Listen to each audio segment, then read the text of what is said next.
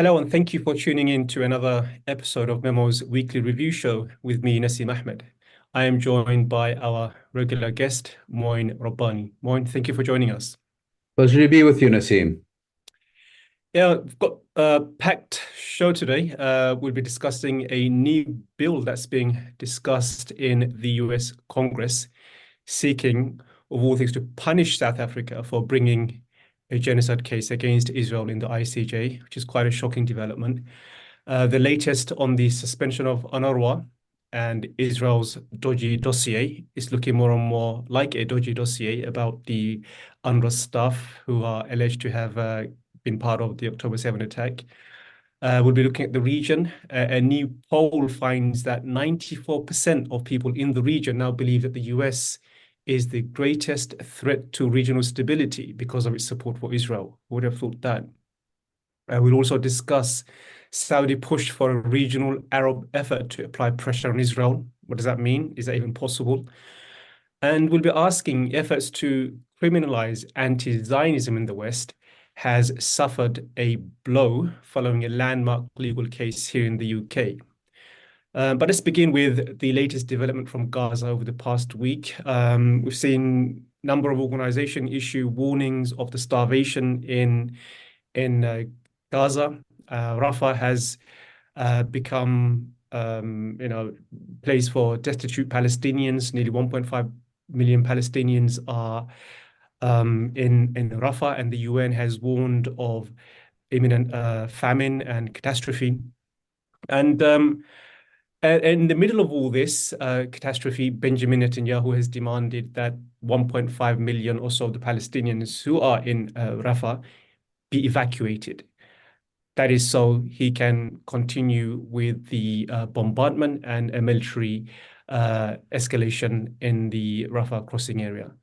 So that's quite a shocking development. There's been a lot of condemnation of that, Moin. So what do you make of this phase in Israel's military operation?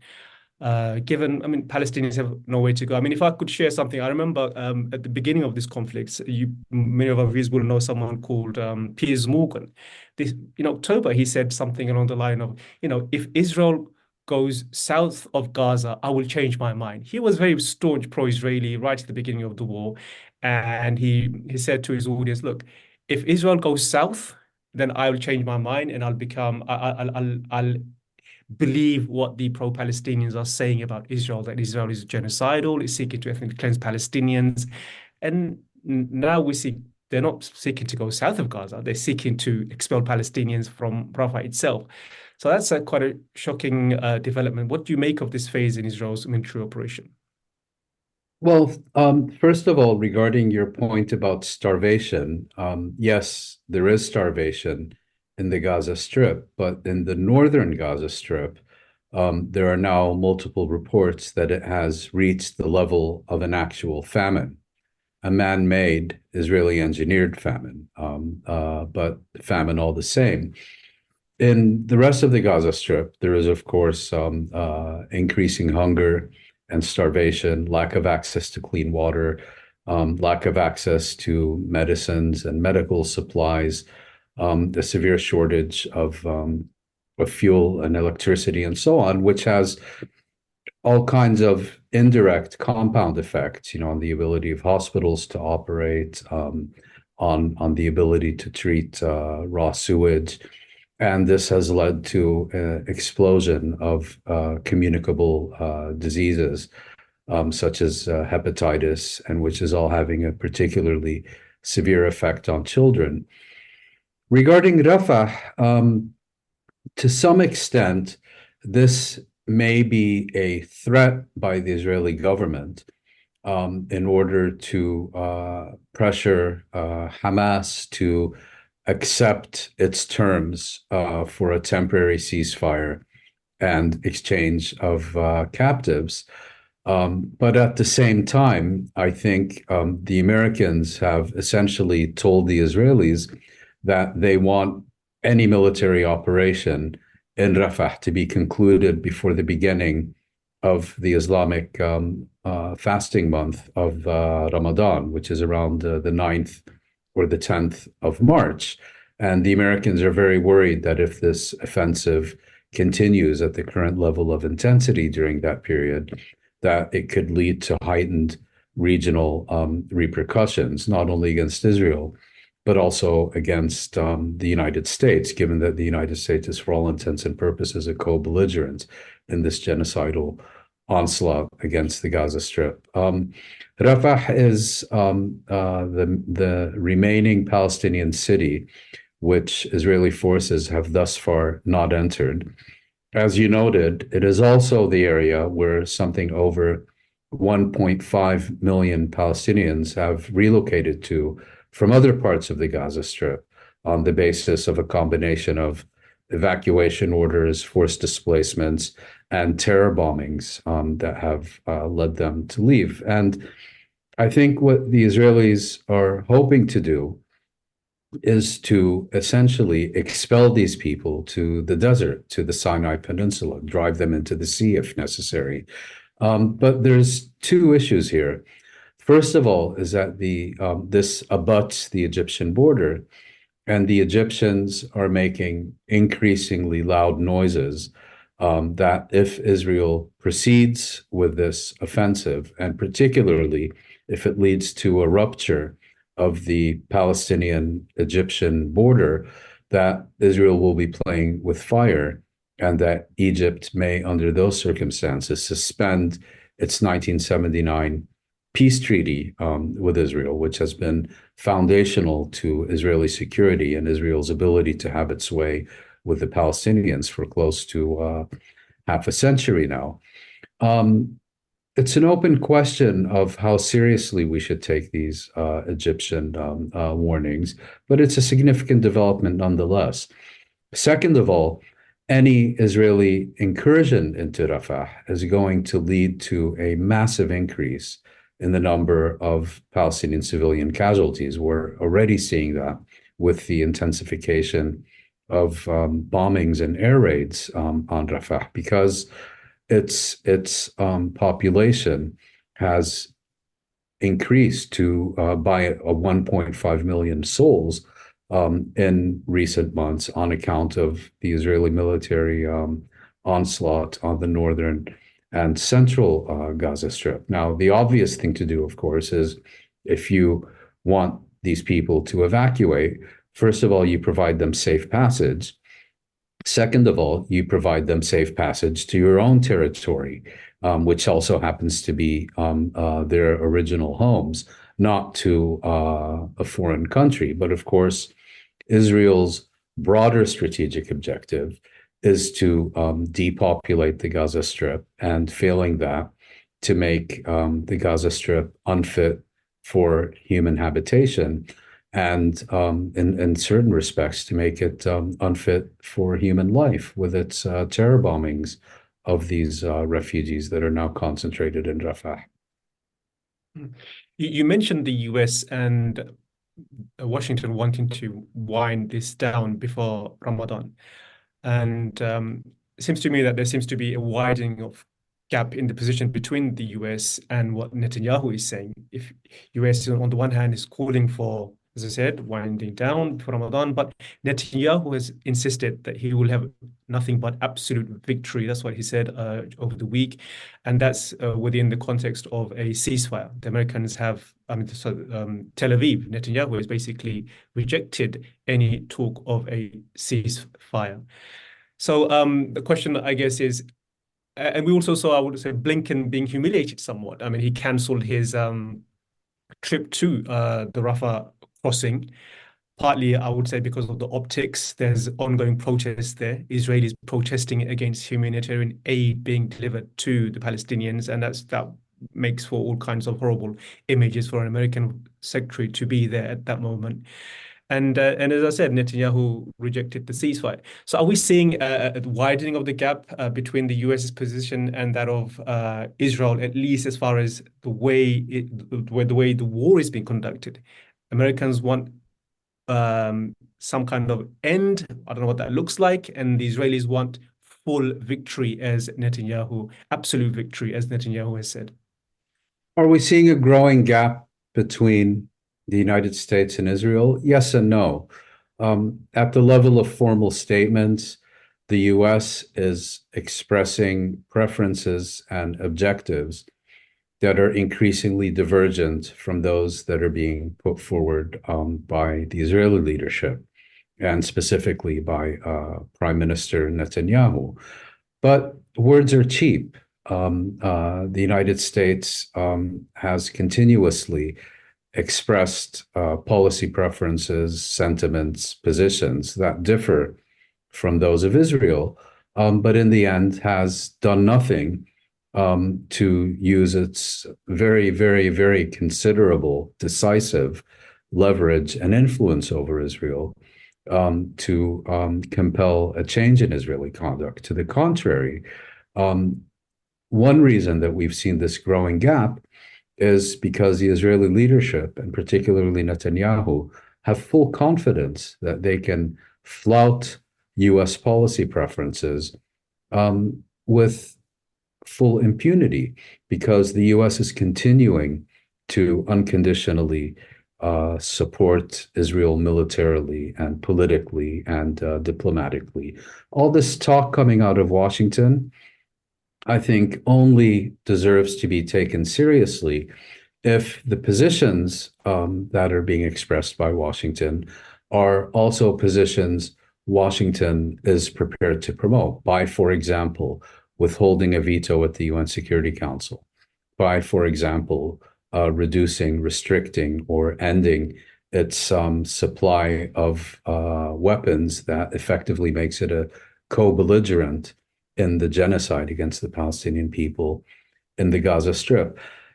You know, when a superpower says things that are in many respects the opposite of what its client state says it is doing, and then does absolutely nothing to change the behavior of its client state, I think it's fair to say that these words are intended primarily for public consumption, that they are to a great extent a diversionary charade, and that we can safely ignore them. And there's really no need to sit here and discuss and analyze them absent any meaningful action by the superpower to ensure that the client state falls into line. And in the middle of this catastrophe, the hunger and the famine that's Palestinians are suffering, we've seen funding cuts on UNRWA, and the latest on that is that 2 weeks on, there's still no conclusive evidence provided by Israel. UK Channel 4 did a fantastic report last week, asked by the UK in particular, cut funding and believed Israel's dodgy dossier on the basis of flimsy evidence. And 2 weeks on, there doesn't seem to be any evidence. So the question is it looking increasingly likely that the UK, US, and other Western allies have fallen for Israel's dodgy dossier and now looking for a way to resume funding without losing face completely? Because there have been a number of statements issued over the week from Washington saying that we want the investigation to continue before we resume. But it seems like while this humanitarian catastrophe is unfolding, how can you continue to defund UNRWA at such a critical moment in time? Well, I think it's I wouldn't agree with the assumption that the US and the Europeans were fooled by Israel into suspending their funding of UNRWA. They knew much better than you and I knew at the time that they were provided no evidence, that they were merely given allegations. They hid behind the decision of the Commissioner General of UNRWA, Lazzarini, to summarily dismiss these 12 employees prior to the beginning of any investigation.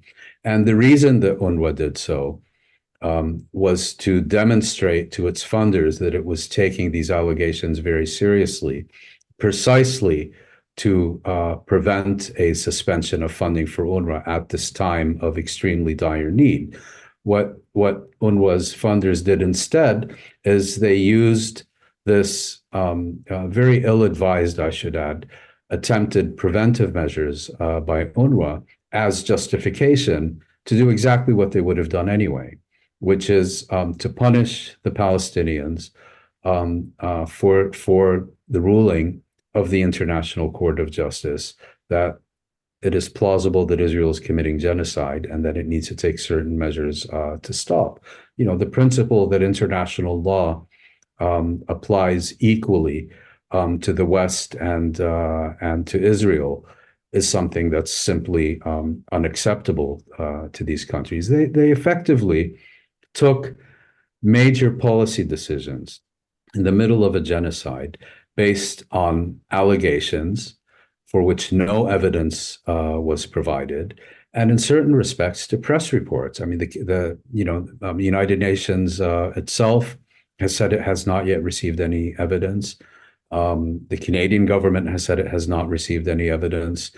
Blinken, you know, typically the clueless airhead, said that the U.S. had not received any evidence, but that it considers the Israeli allegations very, very credible, in his words. Well, what else do you expect? He, like his boss Biden, are ideologically invested in Israel and in Israel's campaign against the Gaza Strip. To them, this genocide is a good thing that must succeed because to them, Palestinians are irrelevant human scum. At the same time, a number of these governments that announced a suspension of funding to UNRWA had already transferred their commitments to UNRWA for the current fiscal year to the agency. And so therefore, this suspension would not have any financial impact for another 6 or 12 months. But nevertheless, I mean, I think the symbolism in the middle of a genocide, after the International Court of Justice has ruled that there can be no efforts to reduce urgently needed life-saving humanitarian supplies to the civilian population of the Gaza Strip. It's collective punishment. These governments knew exactly what they're doing. And basically, you want international law? Enjoy your famine. Now, ICJ will be requiring Israel to report back in a few weeks' time on the case, a genocide case. The ICJ is also, the International Court of Justice, is also holding a public hearing in just over a week's time. I know it's a while away, but I want to get your thoughts on that and get our viewers to, be aware that there is another ICJ case ongoing with regards to Israel. And the hearing is for a determination on the legal consequences arising from Israel's occupation of the occupied West Bank, Gaza, and East Jerusalem. So what is this hearing about, and what should our viewers be looking out for? Because this is not the ICJ case on genocide. This is something completely different. What should they be looking out for? It is completely different. The case we've just been discussing, the genocide case, was brought by one state, South Africa, against another, Israel, for violating a treaty to which both are parties, the 1948 Convention on the Prevention and Punishment of the Crime of Genocide. This case was not brought by a state against Israel. This case originated in the General Assembly of the United Nations, which last year, as it has done on multiple occasions with respect to multiple questions over the years, has requested the ICJ to give what is called an advisory opinion on a subject deemed sufficiently important that the World Court has been asked to rule on it. And in this case, the question before the ICJ is basically asking the ICJ to determine the status of the West Bank, including East Jerusalem and Gaza Strip. Are these legitimately occupied territories? in the sense that military occupation, whatever one may think of it, is a recognized status under international law. Military occupation in and of itself is not illegitimate or illegal. The policies that are conducted in such an occupation may be illegitimate and illegal, but the occupation in and of itself is a recognized status under international law.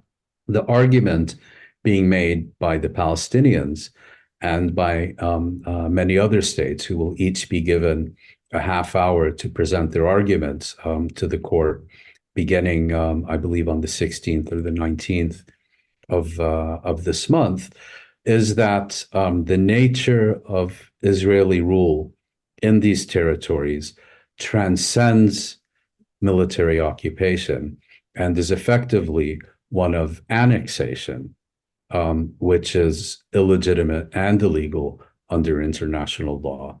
And therefore, if the court agrees with this argument, that would make Israel's very presence, its continued rule in any form in these territories, illegal, similar to what the court, for example, decided with respect to South African rule in Namibia in 1970. Should this case succeed, it would essentially upend the peace process industry, because if Israel's presence in these territories is illegal, well, then the only thing left for Israel to do is to get out. And this whole idea that you need to have several decades of negotiations to determine if Israel needs to leave, how much territory Israel should relinquish, and under what conditions becomes entirely irrelevant, because it will have no right of presence in these territories. So this is a case that is at least as important, I would argue, politically speaking, as a genocide case. But just as with the genocide case, and just as with the Namibia case that I mentioned earlier, it is not self-implementing. It cannot be enforced by the court itself, nor can it be enforced by the General Assembly, which requested this advisory opinion. It can only be enforced by the Security Council. And, given that Israel's patron saint, the United States, is a permanent veto-wielding member of the Security Council, that's not going to happen either. And so therefore, ultimately, it will be the efforts of Palestinians and their allies on the ground and internationally that will change reality rather than a court ruling. But it would be a very important ruling nonetheless. That's a story we'll be following, and I'm sure we'll be bringing more analysis from you and from MEMO on this ongoing legal case. But let's turn our attention now to the region and some of the latest updates from there. There's been a new poll that was carried out in the Arab world, and you get these polls annually. And what's striking about this poll is the increase in the sheer number of Arabs in the Middle East who are really opposed to Israel and Biden's policy and the blank check that he's given to Israel. It's really damaged US his image, according to this poll. 94% of Arabs oppose Biden's Gaza policy, and more than half have said that US constitutes the biggest threat to peace and stability in the region. The poll also went on to show a notable increase of opposition in the Arab world in recognizing Israel, which of course is something which the Gulf states need to be taking consideration of, partly because Arab countries, the Gulf states, are trying to normalize relations with Israel, I mean. So what struck me more than anything is that in Saudi Arabia in particular, the opposition to Israel has jumped from 38% from last year to 68%, which should increase the pressure, you would think, on Mohammed bin Salman and his effort trying to normalize relation with Israel. What do you make of the poll's finding, and what are the things that stood out for you? Well, again, I mean, U.S. reputation, and that of Europe for that matter, has been declining in the Middle East and in the Arab world specifically for decades. A key turning point, for example, was the illegal 2003 Anglo-American invasion, occupation, and destruction of Iraq. But I think that what we've been seeing in recent months is of a qualitatively different level. It's not just another Israeli attack on the Gaza Strip or another Arab-Israeli armed confrontation like we had in Lebanon in 2006 or Gaza in 2008, 12, 14, and on other instances. What we're talking about now is qualitatively and quantitatively entirely different. We're talking about genocide. That's number one. Number two, if you look at Iraq, okay, complete sham, but Bush and Blair at least went through the motions of pretending that they were doing this with a view to providing the people of Iraq and the region, and not only themselves or their friends in Israel, with a better future. What you have here is a Biden administration that is so thoroughly ideologically invested in Israel's genocidal campaign that it can't even go through the motions of pretending to have the least bit of empathy for more than 10,000 Palestinian children who have been slaughtered by their Israeli client and ally. Um, Absolutely incapable of showing the least concern for the systematic destruction of the Gaza Strip and the systematic destruction of its civilian infrastructure. Couldn't care less about the famine that they and their Israeli friends have jointly engineered, and so on. I mean, the partisanship is, even compared to previously notable pro-Israeli U.S. administrations. I can think, for example, of Reagan, Nixon, and others. This is on a whole different level. The sheer contempt shown not only for Palestinians but Arabs more generally, and really radiating this attitude that Palestinians are simply irrelevant human scum who need to be gotten out of the way. I think that has really affected people as much as Israel's actual genocidal actions. And to the extent that one can say that the US still had any influence over Arab public opinion, or that Europe had it, these, I believe, lie permanently buried under the rubble of the Gaza Strip. Now, with specific respect to Saudi Arabia, I can't say I'm entirely surprised. When this question was asked last year, regardless of what Saudi respondents may have felt or believed, the question of Palestine was really nowhere to be found on the agenda. It wasn't a prominent news story. There had been media barrage about the prospects of Saudi-Israeli normalization and the U.S. benefits to Saudi Arabia that such an agreement might bring. And so I suspect many people took kind of a dispassionate or wait and see attitude. Now, of course, when you ask the same question in the midst of a genocide, um, um, attitudes and responses are going to be fundamentally different. And that is reflected in the poll. I think if there's anything about the poll that surprises me, it's that only 98% of Arabs consider the US the main threat to Arab national security. Yeah, and one of the assumptions this basically debunks is the idea that Arab autocrats can simply ignore Arab public opinion. That's one of the major theories that's spread here in the West.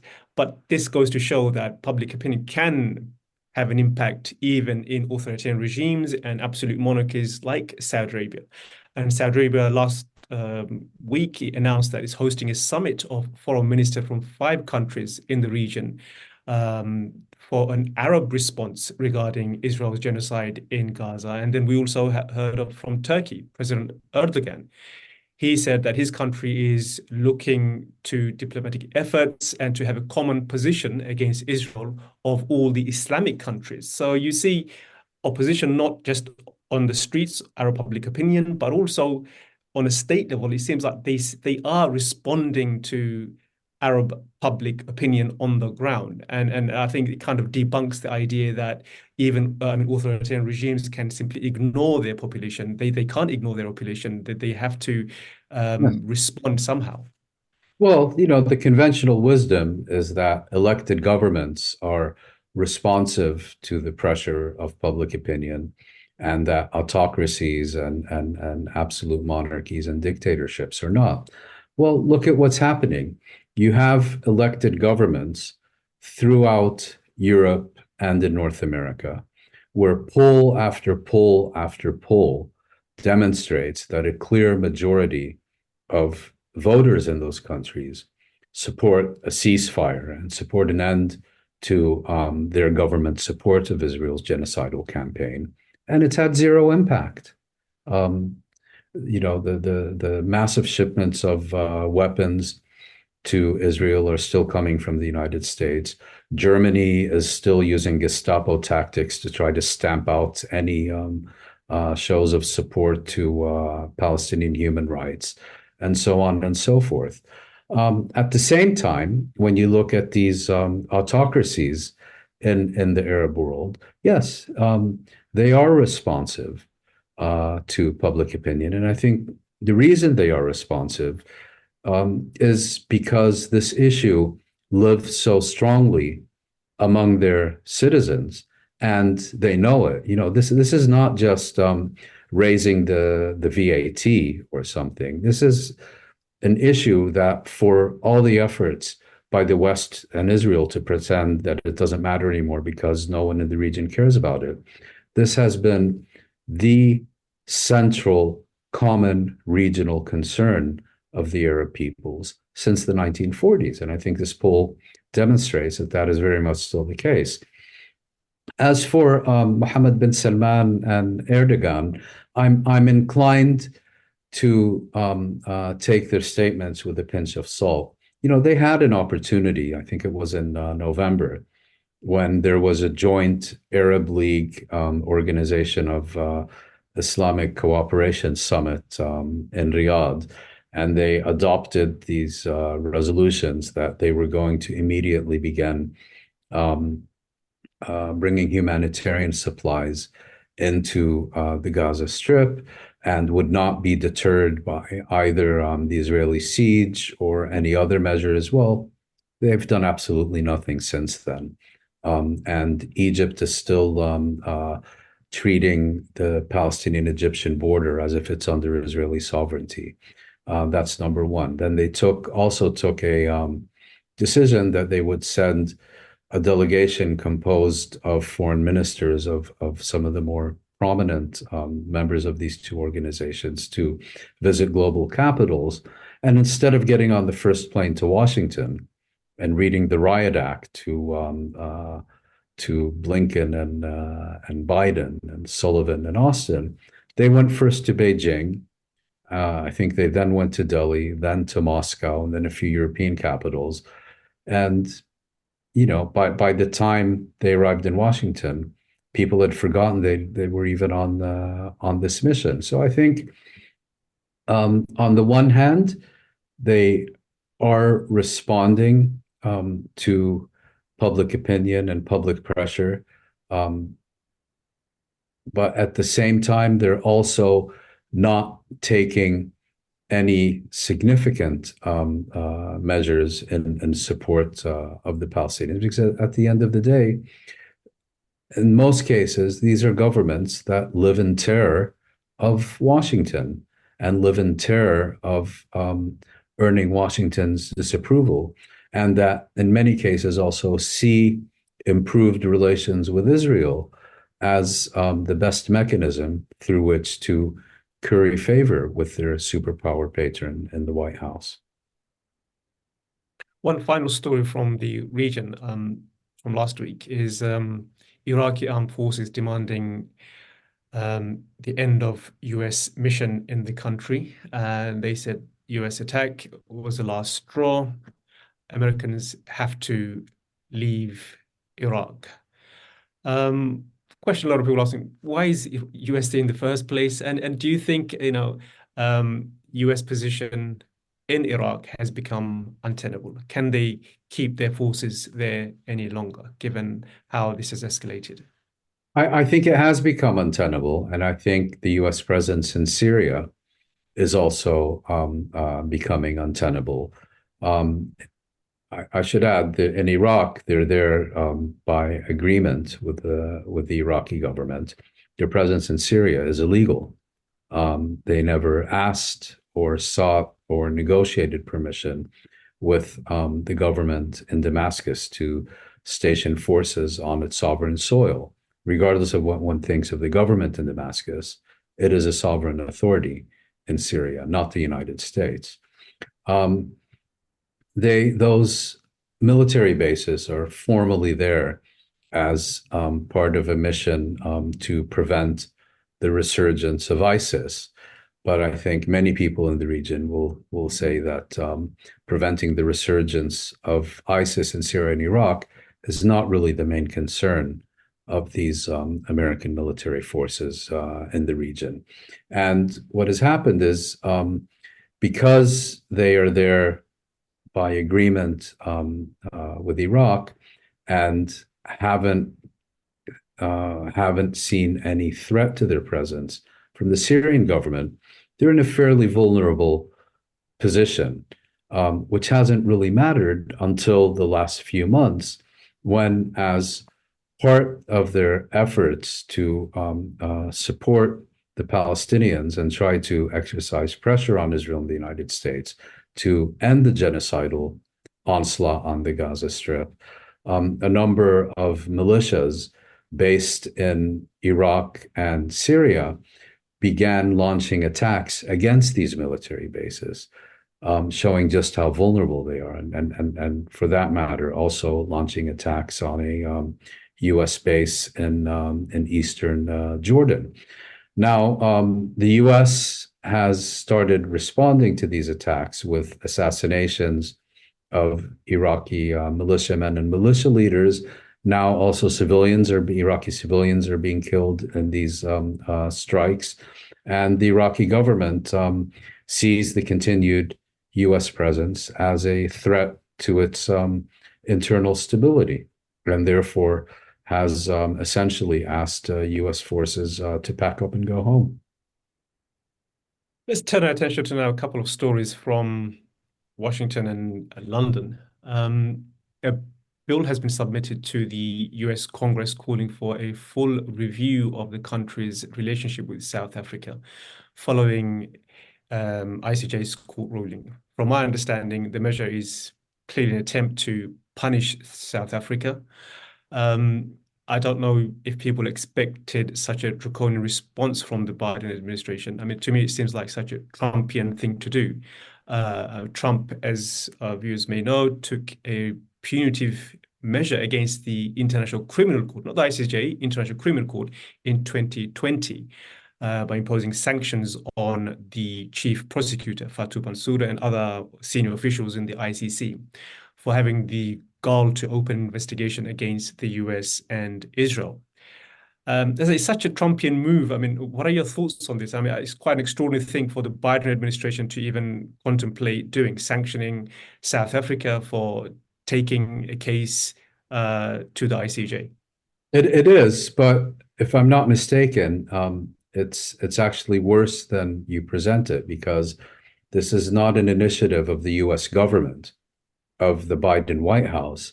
This is a bipartisan initiative emanating from the US Congress, calling, if I understood correctly, for a comprehensive review of US South African relations and making all kinds of spurious allegations against the African National Congress, the liberation movement that now forms leadership and government of South Africa. Again, it's the same principle. How dare you apply international law to us? Who do you Africans think you are to hold Israel to the same standards under the Genocide Convention that we hold our enemies?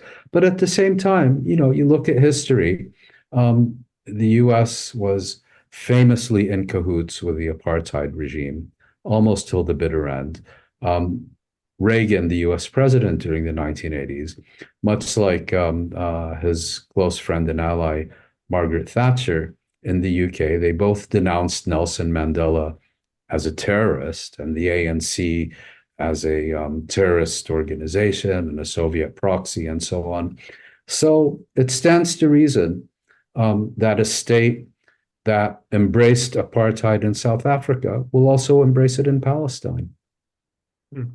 And the next story is from London. I mean, it's a very local issue, but I think it has major implications for Europe, where we've seen strong support for Israel. I'm referring to a case of Professor David Miller. Just a bit of background. He's a British professor who sued the University of Bristol for unfair dismissal. Miller is a staunch anti-Zionist and claimed that he was dismissed because of his anti-Zionist views. A ruling was issued by an employment tribunal last week in his favor. The tribunal judged that anti-Zionist beliefs qualified as a protected belief, like one's belief in religion, one's own religious beliefs. So, I mean, to a lot of us, I mean, it seems nonsensical that this required a court judgment to confirm what is obvious to begin with. I mean, opposition to Zionism should be a legitimate exercise of one's free speech. Nevertheless, in this case, it took a landmark legal case to make that point. So we've seen this kind of witch hunt, not just in the UK, elsewhere as well, in Germany, France, throughout Europe, and of course in the US as well. So based on this, can you see a scenario where others across Europe begin to push back against efforts to criminalize anti-Zionist views? Yeah, well, don't tell Keir Starmer.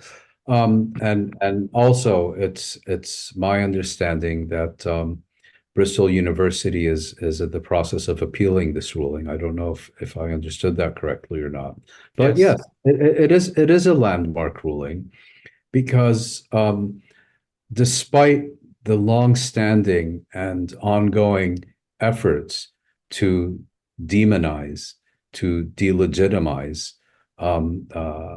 criticism of Israel and opposition to Zionism. What has happened now, and I should add, many people have really suffered consequences for holding views that are not because they're opposed to the government of the United Kingdom, but because they're opposed to the government of Israel in the United Kingdom. People have suffered for this.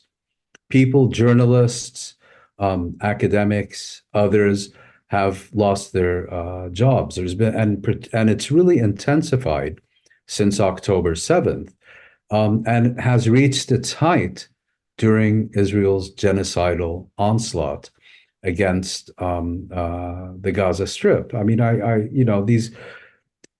think to call them McCarthyite tactics is too kind, really, because they go way beyond that. We're almost getting into the realm here of things that we saw in Germany during the 1930s. Many people, quite understandably, are simply too terrified to speak their mind at the workplace, in a university, in other public spheres. And so, yes, I think this is a landmark ruling.